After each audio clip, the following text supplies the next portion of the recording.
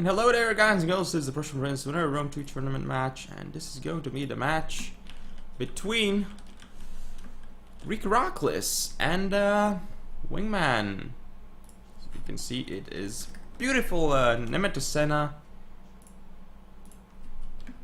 And of course Wingman is from NNS clan. Iraklis, I believe he is not in any clan at the moment. Not entirely sure though, but I don't think he has a clan. From what I remember, he didn't have one. Well, I don't think he was ever in a clan. Maybe in Shogun 2, like the Greek Dorian clan or something like that. I don't remember exactly. But anyway, we're gonna go over the builds. We see Iraklis is playing as Boy. As for Wingman, he's the Arverni. Now Boy, they have Oathsworn Strategist General. Then another Oathsworn over here on the left flank. We see a bunch of swords. Let's see, 6 sword followers, 2 Oathsworns basically. Very, very nice composition here by Boy, of course. Quite standard as well. Then we do see 4 heavy horse in total. We also have 6 levy freemen all the way in the back and 1 Celtic bowman. Very interesting to always bring 1 Celtic bowman.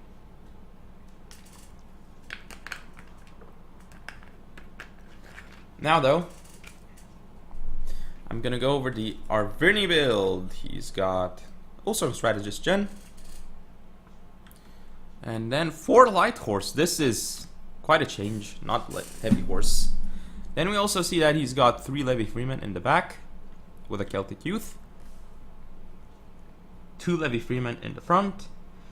And he's got 1, 2, 3, 4, 5 chosen swordsmen and 1 Oathsworn here. So he actually only has 1, 2, 3, 4, 5, 6, 7 swords.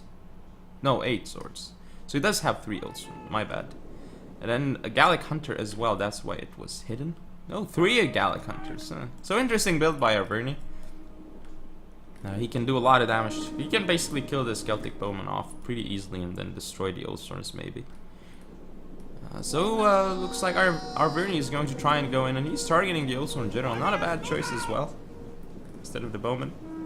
Taking so much damage already, wow. Down to 114 men. But the sword followers will destroy these levy freemen. However, this does allow the chosen swordsman to get an uninterrupted charge on the sword followers.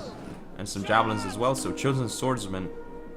Like, this engagement is still not gonna go the chosen swordsman way, but it's still gonna be much closer than it should be. Chosen swordsman here will lose to sword followers. Sword followers gonna lose to Oathsworns over here. Chosen swordsman, no chance whatsoever. I think shield wall on this unit not necessary though. But still, over here shield wall as well. Chosen swordsman going to lose to sword followers, no question about it. And the heavy horse will destroy the light horse. So again, this choice it's quite strange in my opinion. Light horse, ooh, are going to get destroyed here. Especially as they're not even getting their charges off. They're gonna be off the field very soon. So the Gallic Hunter is getting destroyed by Celtic bowman. Actually, he's not targeting the bowman, which means that his archers will die.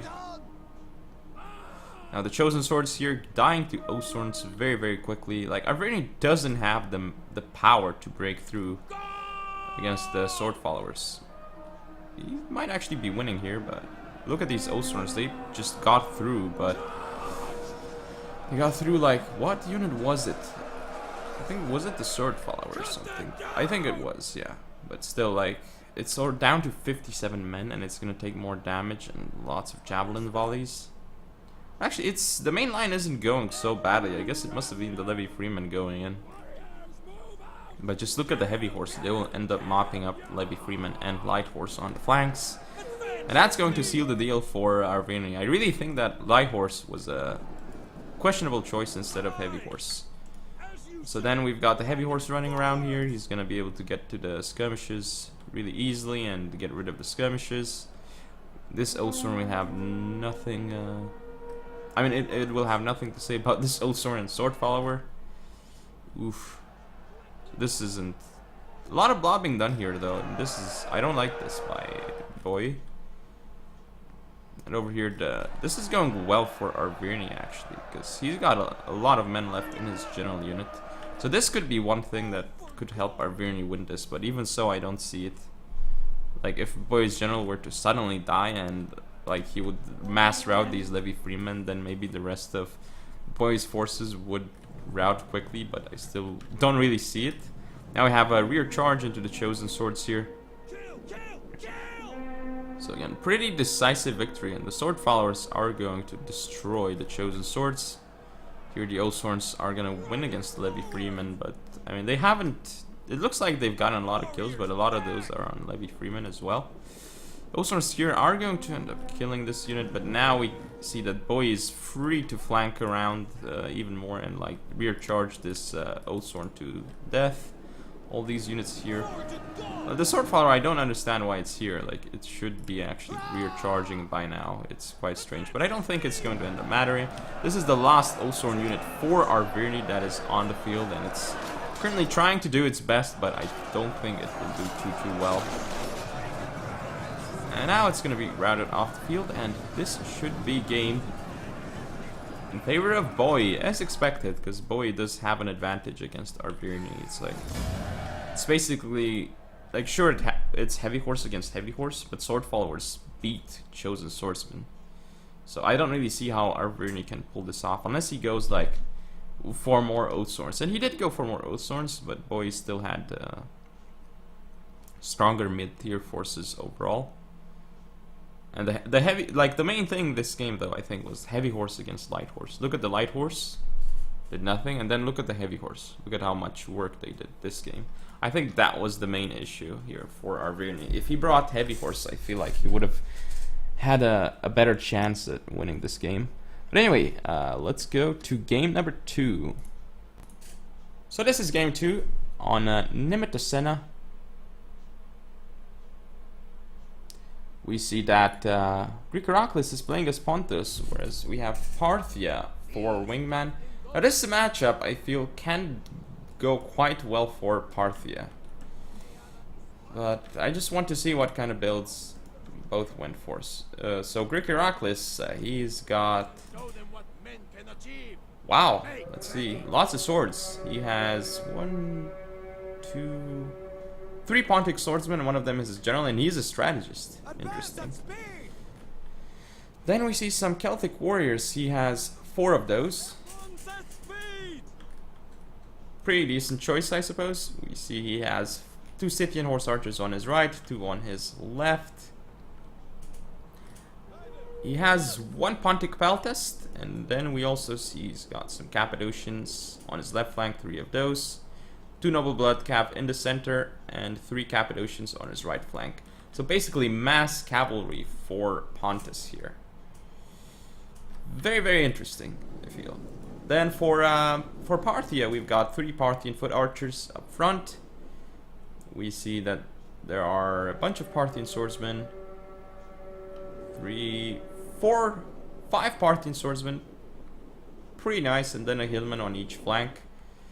We also have 2 Eastern Spearmen, 1 Eastern Spearman and a Persian Hoplite. In terms of cavalry, we do have 2 Noble Blood Cav, at least. Oh, and another Persian Hoplite over here. We see some Cataphracts, 2 Eastern Cataphracts, and the general is a Noble Horse Strategist General. We do have only 2 skirmish cavalry, and it's not even horse archers, it's 2 horse skirmishers. Very surprising to see horse skirmishers instead of the horse archers. Not quite sure why he went for horse skirmishers instead. I think he should have gone horse archers, because look, Pontus can now skirmish very easily against what Parthia has here. And in fact, Pontus has the cavalry advantage. Sure, these 4 cavalry units, I mean 5 if you include the general, he's pretty decent in melee. Like, they are overall stronger than what Pontus has. Well, not overall, but unit against unit, basically. Besides, maybe like, okay, the Eastern Cataphracts will definitely destroy, but the Noble Blood Cav and Cappadocians are pretty evenly matched. Oh wait, these are not all Cappadocians, my bad. These guys are two, yeah, the two Noble Blood Cap. My bad. It's still... Wow, he actually charged into the Persian hoplites and nearly routed them, but unfortunately for him, he couldn't. If he routed this unit, it would have been big. Didn't lose too many Cappadocians, though, and he's going to go in for another run. He might actually be able to rout these units. They're in hoplite phalanx, but still attacking or reforming. I'm not quite sure what they're doing. Their morale is pretty bad, though, but he's not going to be able to build with them. But they still haven't gotten a single kill, so that's good. Cappadocian is starting to fall. Oof. Not sure about this, but again, he's not going in from all angles. I feel like he could be doing this much better. I do like that he's kiting here, and he's trying to take like the best engagements he can. Like, look at this engagement here for Pontus. I think this is really good, and look, he's even targeting. He's targeting the Noble Horse Archer General of Parthia, and it's starting to fall. Now Cappadocian is going in for Eastern Spearmen, no problem whatsoever. These Persian hoplites, no chance either.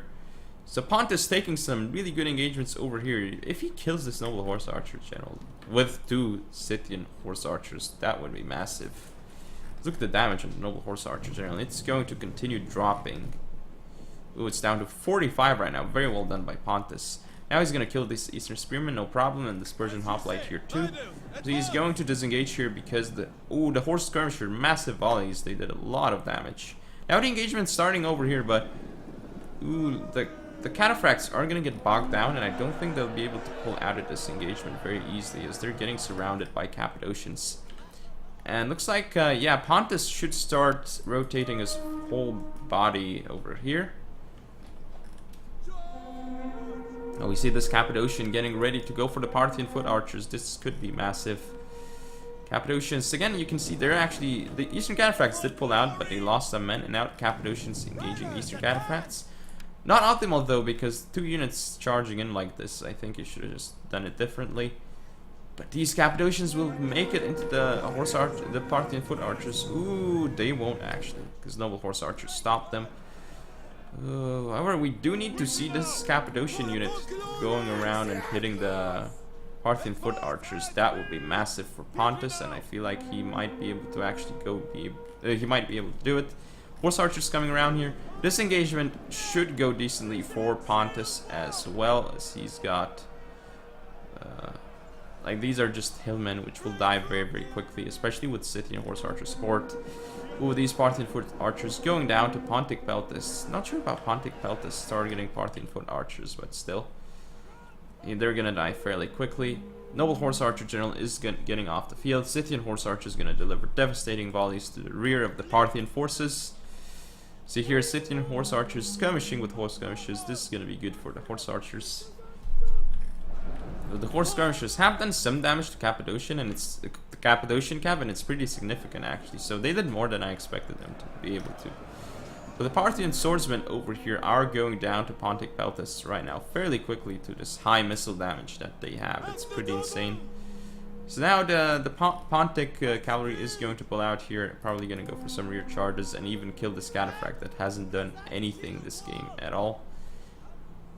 Well, almost anything. These Scythian horse archers will destroy this one Noble Blood Cap, and at the moment it's really, really bad for Parthia. I mean, this grind out isn't going to go well for them either because of the Celtic warriors and the Pontic swordsmen. So many of these are in the fight. Parthian swords won't be able to win this engagement. So let's zoom in a little bit to see how fights are actually going on.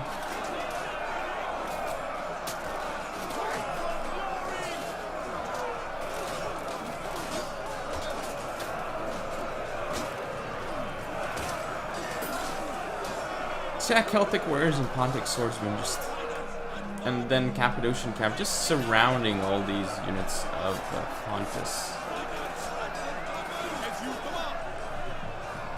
I just don't see what Parthia can do anymore. So let's fast forward to the end of the replay. Zoom in and see how these guys do in like fast forward. Wow, look at them run so quickly. Running quickly. The last few units of Parthia off the field, and it is game. So let's see the unit statistics. Iraklis, in Cappadocians, Noble Blood Cav, pretty good stuff. Noble Blood Cav not so well though.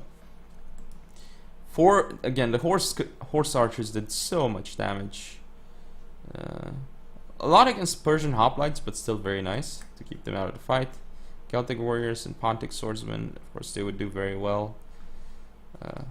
Again, the cataphracts, that's the main deal for Parthia. They didn't do much. And the horse skirmishers, they actually were okay. Parthian foot archers got wrecked by cavalry charges.